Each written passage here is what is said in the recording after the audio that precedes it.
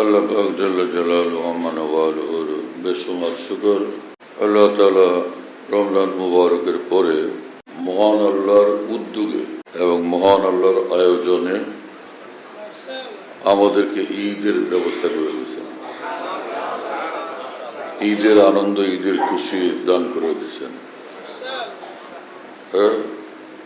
কোনো আয়োজন শ্বশুর বাড়ি থেকে হয়, কোনো আয়োজন ব্যয় বাড়ি থেকে হয়, আত্মীয় স্বজন বন্ধু বান্ধবের পক্ষ থেকে হয়, কোনো আয়োজন কোম্পানির পক্ষ থেকে হয়, কোম্পানি সকলকে দাওয়াত দেয়। আর আজকে পবিত্র ঈদের দিন মহান আল্লাহর পক্ষ থেকে দাওয়াত এবং মহান আল্লাহর পক্ষ থেকে উদ্যোগ এবং আয়োজন এবং সার্বিক ব্যবস্থাপনা। এজন্য রাসূলুল্লাহ সাল্লাল্লাহু আলাইহি ওয়াসাল্লাম বলছেন, ইন্না লিকুল্লি কওমিন ঈদান ওয়া হাযা ঈদুনা। সকল জাতি ধর্ম ও সম্প্রদায়ের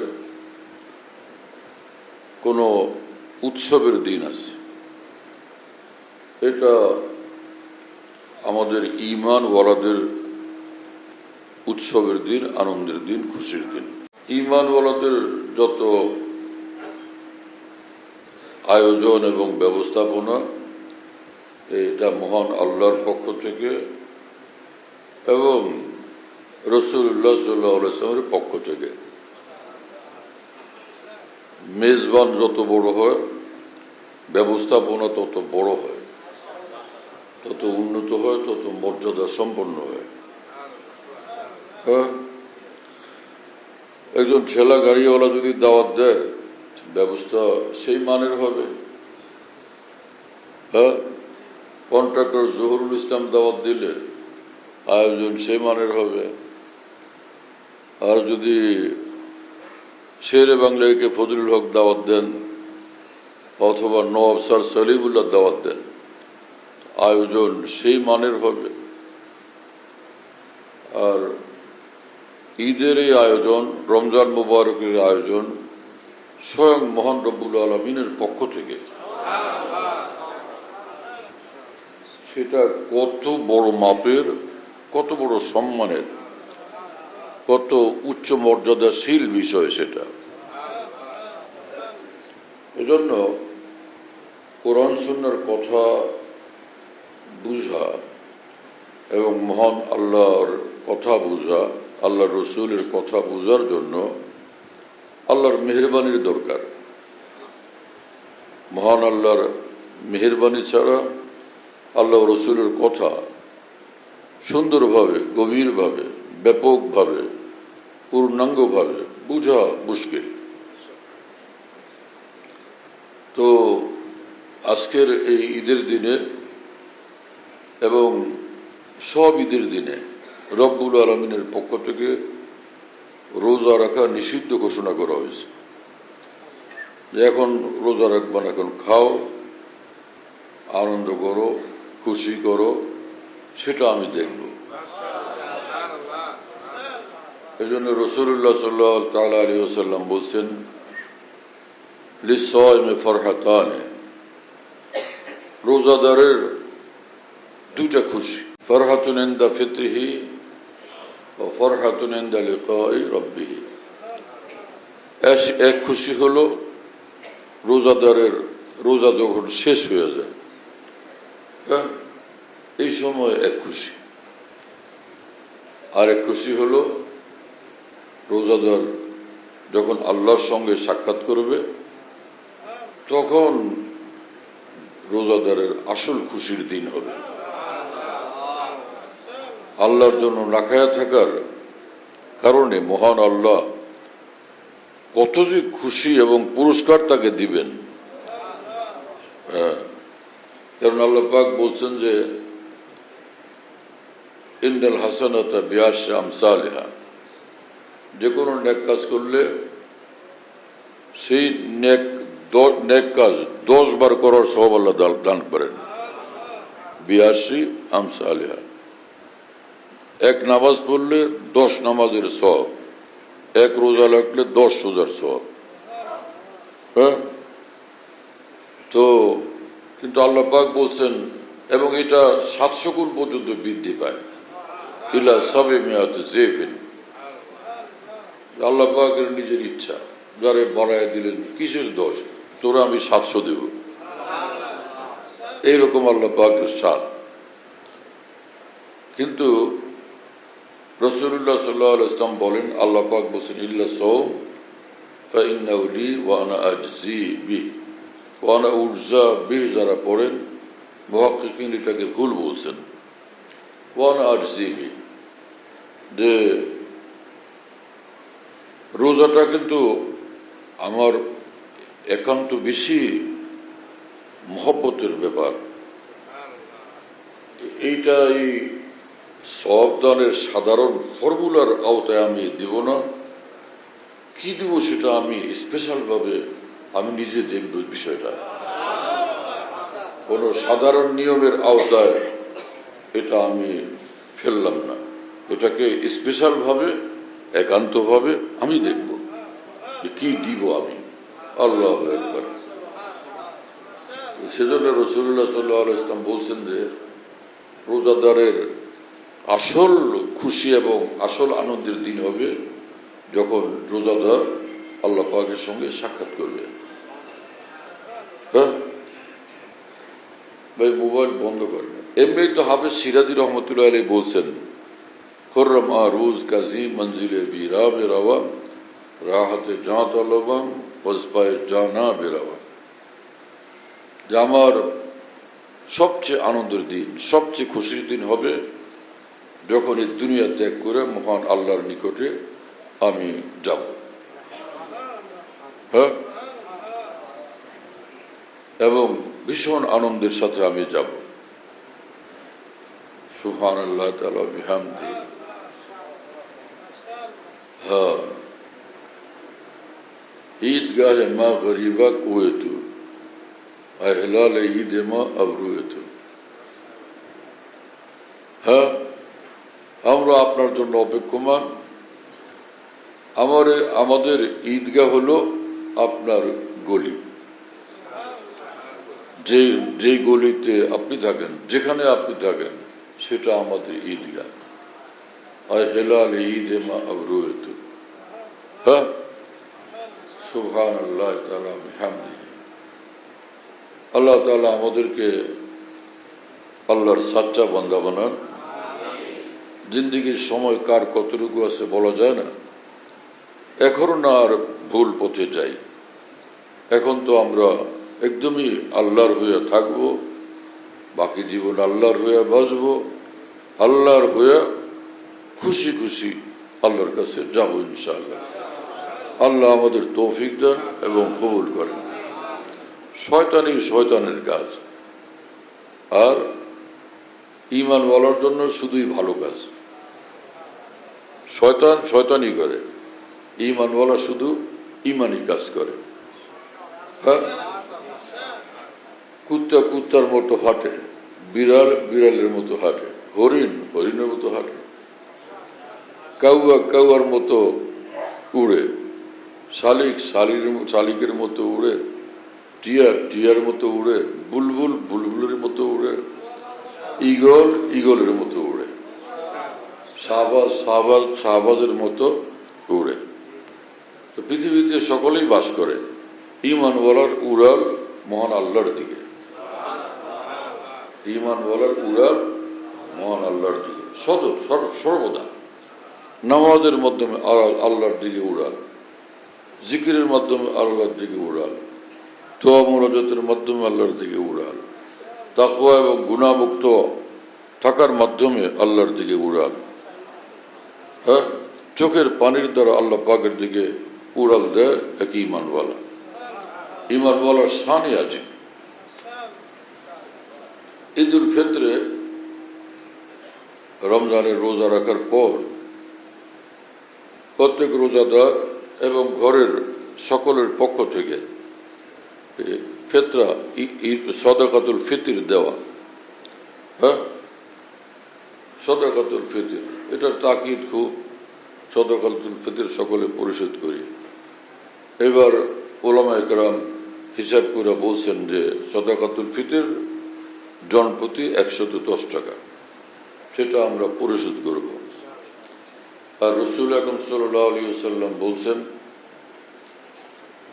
মান সামা রমাযান সুম্মা আতবাহু সিত্তাম মিন শাওয়াল কানা কাসিয়ামিদ দাহর। যে ব্যক্তি রমজানের রোজা রাখলো, রোজার পরে এই শাওয়ালের এই চাঁদের মধ্যে 6টা নফল রোজা করলো, তো পুরো বৎসর রোজা রাখার সওয়াব আল্লাহ পাক তাকে দিবেন। এক বছরের রোজার সওয়াব আল্লাহ পাক তাকে দিবেন। যদিও এটা নফল, কিন্তু এটার মর্তবা কত বড়। হ্যাঁ, নফল হলো সেটার মর্তবা অনেক বড়। জামাই তো আসল, জামাই আসল না? হ্যাঁ, সব তো এতদিনের আয়োজন, খানা দানা, পোলাও কোরমা, বিরিয়ানি, দামি দামি কাপড় চোপড়, জামাইয়ের জন্য অনেক দামি দামি গিফট, সব জামাইয়ের জন্যই তো ছিল। কিন্তু নাতি হয়েছে, এবার খবর কি? এখন কি জামাই আসল না নাতি আসল? এখন জামাইয়ের চেয়ে নাতির গুরুত্ব অনেক বাড়ছে না? আল্লাহ পাকের শান, আল্লাহকে ডাকার জন্য যে আমল, এক এক রকমের এক এক আমল, নানান ভাবে আল্লাহকে ডাকতে হয়, ভালোবাসতে হয়। প্রিয়জনকে খালি একভাবে ভালোবাসা যায় না। হ্যাঁ, বউরে বাড়িতে এনে শুধু ভালো খাওয়ান দিয়ে দিল, শুধু খালি শো আর ঘুমাও, ওইটাকে পোলাও কুরমা খাও, আর কোনো আদর নাই, যত্ন নাই, স্বামী কোনো খোঁজ নিল না, খবর নিল না, একদিন একটু মাথায় হাত দিয়ে আদর করে দিল না, এই পোলাও কুরমা বিরিয়ানি খায় খুশি হবে? হ্যাঁ, আদর করারও বিভিন্ন পদ্ধতি আছে। সে খানাও দাও, ভালো পোশাকও দাও, হ্যাঁ, তারপরে কাছেও বসো, একটু মাথায় হাত রাখো, খুশবু কিনে দাও, তুমিও খুশবু লাগাও। মহব্বত করার অনেক তরিকা আছে। মহান আল্লাহকে ভালোবাসারও বিভিন্ন তরিকা। ফরজ নামাজ পড়ো, রমজানের রোজা রাখো, হজে যাও, হ্যাঁ, তাওয়াফ করো, সাই করো, আল্লাহ কান্নাকাটি করো, আল্লাহর জন্য কিছু দান করো, ভালো পোশাকে সাজো, খুশবু লাগাও, আতর লাগাও। আজীব আল্লাহ পাকের শান। ভালোবাসার পদ্ধতিগুলো আল্লাহ পাক ভীষণ বুঝেন। ভালোবাসার পদ্ধতি আমরা মানুষ, হ্যাঁ, আমরা বুঝি। ছোট ছোট পোলা মানে মহব্বত এবং ভালোবাসার আদরের পদ্ধতি ভীষণভাবে বুঝে। ছোট্ট বাবুর সামনে আপনি চেহারা মলিন করলেন, ঘু করে থাকলেন, মন খারাপ করবে, কি আমার প্রতি উনি গুসা কেন, গরম কেন? আবার ওরে জায়গা নিয়ে মাথায় হাত দিয়া হেসে দিলেন, বুকে জড়ায় ধরলেন, ও এখন হাসে, খুশি হয়ে গেছে। ও আদর করার তরিকা জানে, ভালোবাসার তরিকা জানে, ভালোবাসা গ্রহণের তরিকা জানে। তাহলে মহান আল্লাহ ভালোবাসার তরিকা কতটা জানে। মসজিদে রুমাল যে যায়, এটা সবসময় এই টাকা মসজিদের ফান্ডে জমা হয়। ঈদের দিনেও যেটা জমা হয়, এটা ব্যক্তিগতভাবে আমার পছন্দ না হইলেও, কিন্তু আমি চুপ থেকে মসজিদের আয় হয় এই কারণে। ঈদের দিন সবাই খুশির দিন, সেদিনও রুমাল চলবে, পয়সা দেওয়া। আমার কাছে এটা ব্যক্তিগতভাবে পছন্দ লাগে না, কিন্তু এটা নাজায়েজ তো না, নিষেধ তো না। তো মসজিদ কমিটি এটা করেন, সেজন্য আমি বাধা দিই না। আমার ব্যক্তিগত পরিচয় দিতে মসজিদ হলে আমি এটা করতে দিতাম না। হ্যাঁ, গ্রাম দেশে এক মসজিদ আছে আমার বাড়ির সঙ্গে, সেখানে এই ধরনের বিষয়াদি নাই। কিন্তু এটা সমাজের একটা মসজিদের চলার জন্য যে টাকা পয়সার দরকার হয়, সেটা তো মুসল্লি ভাইদের সহযোগিতার মাধ্যমেই ফান্ডিং হয়। সেজন্য এখানে আমার নিষেধ করার মতো বিষয় তো নাই। আল্লাহ তাআলা আমাদেরকে মাফ করেন, আল্লাহ আমাদেরকে আল্লাহর মহব্বত দান করেন। হ্যাঁ, রুমালগুলো জমা হয়ে গেলে বলেন তো, দোয়া করি আমরা রমজান মাসে আলহামদুলিল্লাহ আল্লাহ পাকের মহব্বতে কিভাবে 30টা রোজা সকল মুসলমান রাখেন 30টা রোজা, হ্যাঁ, এবং সারাদিনে বিলকুল না খাওয়া। এই অবস্থা অফিস, এই অবস্থা দোকানপাট, হ্যাঁ, সারাদিন না খায়া। আর ঘরের মহিলারা ঘরের মধ্যে কি যে কষ্ট করেন, চুলার দুয়ারে আগুনের মধ্যে রোজা রেখা। এজন্য বিকালবেলা মেয়ে মানুষদের খুব কষ্টকর অবস্থা হয় সন্ধ্যার আগ মুহূর্তগুলোতে। এত কষ্ট করে আমরা রোজা রাখি, নিঃসন্দেহে এটা আল্লাহর মহব্বতের পরিচয়। আল্লাহকে যখন এতই মহব্বত করি, ভালোবাসি, তা আমরা 5 ওয়াক্ত নামাজ ঠিক মতো পড়বো ইনশাআল্লাহ। এটা যেন না ছুটে। হ্যাঁ, 5 ওয়াক্ত নামাজ পড়া মানে জান্নাতের লাইনে দাঁড়ায় থাকা। 5 ওয়াক্ত নামাজ পড়ার মানে যে রেশন নেওয়ার জন্য লাইন দেয় না, হ্যাঁ, ওইরকম পাসপোর্ট অফিসে গিয়ে লাইন দেয় পাসপোর্ট লওয়ার জন্য, ভিসা অফিসে গিয়ে লাইন দেয় ভিসা পাওয়ার জন্য। আর 5 ওয়াক্ত নামাজ পড়তে থাকে মানে ঠিক মতো প্রতিদিন দিনে ফজরের নামাজ, মাঝখানে খালি সারাদিন কাজ কাম করলাম, অফিস আদালত, নিজের কাজ সব, জোহরের নামাজ একটু এসা উজু করে পড়ে নিলাম, ফের একটু পরে আসর, মাগরিব, এসা পরে দেখুন। এই তো কোনো এরকম বিশেষ ঝামেলার বিষয় তো নাই, আরামসে কাজগুলো করা যায়। তো 5 ওয়াক্ত নামাজ যে লোক ঠিক মতো পড়তেছে, সে জান্নাতে প্রবেশের লাইনে দাঁড়ায় আছে। তো আমরা এই লাইনে দাঁড়াবো তো ইনশাআল্লাহ। আল্লাহ আমাদের তৌফিক দেন। আর যারা গুনাহমুক্ত জিন্দেগি বানায় চলে, এরা ওলি আল্লাহ হওয়ার লাইনে দাঁড়ায় আছে। গায়ের মধ্যে পড়ো কেন, ওই যে আরেকবার কত বয়সে আরো সরে বসো, মাশাআল্লাহ বলতেছে, মাথায় তো বুঝগান নেই, আরো পিছনে যাও, আরো পিছনে বসো। এক মুরব্বী মানুষকে সম্মান করতে সেখানে চিৎকার দিতেছে মাশাআল্লাহ বলে। হ্যাঁ, কি মানুষ তোমরা, তোমাদের মাথায় জ্ঞান বুদ্ধি আল্লাহ কবে দিবেন? চিৎকার করতে করতে গিয়ে ওনার গায়ের মধ্যে উঠতে থাকছে। ওই মানুষটা কষ্ট পান না? এই আকলের জ্ঞান কোথেকে অর্জন করবা তোমরা? আফসোসের বিষয়।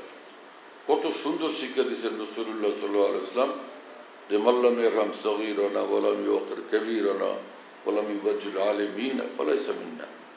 যে ছোটদের প্রতি স্নেহশীল না হয়, বয়সে বড়দের প্রতি তাদেরকে সম্মান না করে, আলেম ওলামাদের প্রতি শ্রদ্ধা প্রদর্শন না করে, আল্লাহ রাসূল সাল্লাল্লাহু আলাইহি ওয়াসাল্লাম বলছেন, সে আমার কেউ না, সে আমার এই জামাতের, আমার দলের, আমার এই উম্মার লোকই না, সে অন্য কোনো লোক। যদি আমার হইতো তাহলে আমার পছন্দ মতো সে ছোটদেরকে স্নেহের নজরে দেখতো, মুরব্বীদেরকে সে সম্মান করত, আলেম ওলামাদের প্রতি শ্রদ্ধা প্রদর্শন করত। তিনটার একটাও যখন তার মধ্যে নাই, কোনো একটা নাই, বোঝা গেল আমার সঙ্গে সম্পর্ক তার নেই। আমার সঙ্গে সম্পর্ক থাকলে, আমার খেয়াল থাকলে এই কাজ সে করতে পারত না। কিন্তু এই শিক্ষা মানুষের মধ্যে কোনোভাবেই নেই। ব্যাপকভাবে এই লম্বা কুর্তা, টুপি, পাগড়ি সব দেখা যায়, কিন্তু সুন্দর চরিত্র এবং সুন্দর সামাজিক আখলাক আচরণ, এটা খুঁজে পাওয়া দুষ্কর ব্যাপার, এক দুষ্কর বিষয়। মনে হয় এটা খুঁজে পাওয়াই যাবে না। যেরকম ছেলে হারানো গেলে, একজন আমাকে বলছে, রমজান মাসেও বলছে, রমজানের শেষেও বলছে, ছেলে হারানো গেছে, পাকিস্তানের এক লোক, 3 মাস 4 মাস হয়ে গেছে, ছেলে পায় না। কত কষ্ট, এত খোঁজাখুঁজি, পায় না। এরকম মানুষের সঙ্গে সদাচার করা, আর কারোর সঙ্গে দুর্ব্যবহার না করা, অসম্মান না করা, এই সুন্দর চরিত্রটা সার্বিকভাবে পূর্ণাঙ্গভাবে পাওয়া, মনে হয় যে এইরকম এই লুট হয়ে যাওয়ার জিনিস, গুম হয়ে যাওয়ার জিনিস। এটা মনে হয় যে খুঁজে পাওয়া খুব মুশকিল হয়ে গেছে। এইরকম এক বিষয় হয়ে গেছে আমাদের মুসলিম সমাজে। আর কাফেরদের মুশরিকদের মধ্যে কই থাকবে? জাপানের লোকদের কথা শুনছি, ওদের চরিত্র ব্যবহার খুব ভালো। আমাদের বাংলাদেশে এক হাজি সাহেব, এখানে বাসা, বড় বিল্ডিং টিল্ডিংয়ের মালিক, এখন আগে জাপান ছিলেন, ওখানে কাজ করতেন, জব করতেন। তো উনি আমাকে বললেন যে আমি অফিস থেকে দ্রুত বের হলাম, আধা ঘন্টার টাইম, এর মধ্যে আমার খানা খাওয়া, গোসল করা, নামাজ পড়া, ফিরে আসা, আরো কাজ আছে, সেটা আমি আর বললাম না এখন। তো বললেন যে আধা ঘন্টা টাইম দেয় মাত্র দুপুরে, ওরা তো আর জানে না যে আমরা মুসলমান, আমাদেরকে আরো কিছু সময় দিতে হবে। যাই হোক, বললেন যে আমি গেলাম বাসায়, তো না, দিনের বেলার কাজ শেষে রাত্রে বাসায় গেছে। বলেন যে অস্থির, সারাদিন খাটি, বাসায় গেছে, হঠাৎ গিয়ে এক লোক দরজার মধ্যে করাঘাত করতেছে, নক করতেছে। কে আসলো? গেলাম, চিনি না। এক লোক, প্যান্ট শার্ট পরা। সে বলল যে আপনার কি কিছু হারানো গেল? আমি তো জানি না। দেখেন, খোঁজ নেন। পরে গিয়ে দেখলাম যে আরে আমার তো মানি ব্যাগটা নাই, যেটা আমার সাথে ছিল রাস্তায়, মানি ব্যাগটা নাই। সে আমাকে সংখ্যা বলছিল, এখন আর মনে নেই আমার। বিপুল টাকা ওর মধ্যে, বিপুল পরিমাণে টাকা। বলো যে আমি রাস্তা তোমার, বলো যে হ্যাঁ আমার মানি ব্যাগ তো হারানো গেছে। বলো তাতে কত টাকা? এই তো সে বলল যে আমার মোট এত টাকা ছিল। আর কি ছিল? ওর ডকুমেন্টস গুলো সে বলছে।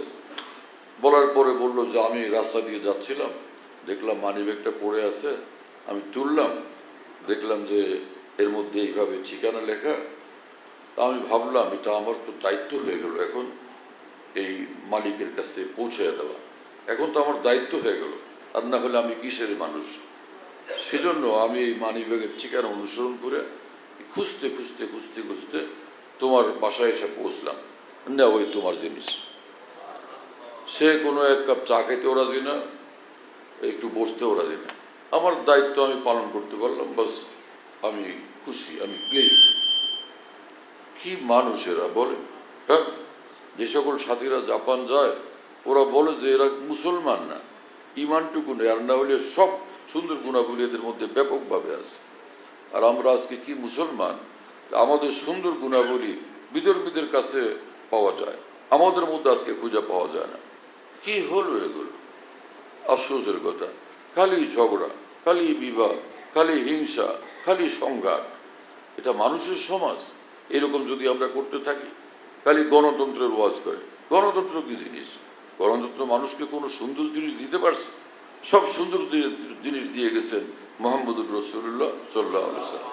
পৃথিবীতে সব সুন্দর জিনিস বিতরণ, সুন্দর জিনিস, সুন্দর জীবন, সুন্দর গুণাবলী বিতরণকারী আল্লাহর কোরআন, মোহাম্মদুর রাসূলুল্লাহ সাল্লাল্লাহু আলাইহি ওয়াসাল্লামের পবিত্র জীবন আদর্শ। এই দুই উৎস থেকেই সব সুন্দর জিনিস পাওয়া যায়, আর সেগুলো প্রথম নিবে মুসলমান। কিন্তু মুসলমানদের সেই জিনিসই নাই, সেই চেতনাই নেই, বুঝই নাই। ঘুম থেকে ওঠো, ব্যবসা করতে যাও, গাড়ি চালাইতে যাও, রিক্সা চালাইতে যাও, অফিস চালাইতে যাও, কিন্তু সুন্দর মুসলমান, সুন্দর মানুষ হইতে যাও, আরো উচ্চ উন্নত গুণাবলী খুঁজতে যাও, এটা মুসলমানদের মধ্যে এই চেতনাবোধ একদম ঘুমন্ত। বড় আফসোসের কথা। কাকে বলার, কি বলার?